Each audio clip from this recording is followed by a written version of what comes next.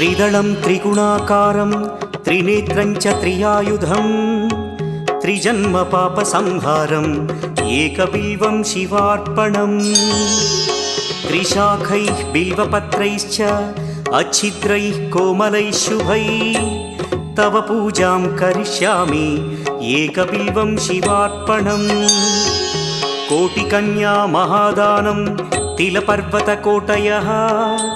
काञ्चनं शैलदानेन एकबिल्वं शिवार्पणम्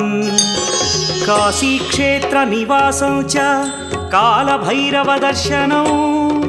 प्रयागे माधवं दृष्ट्वा एकबिल्वं शिवार्पणम्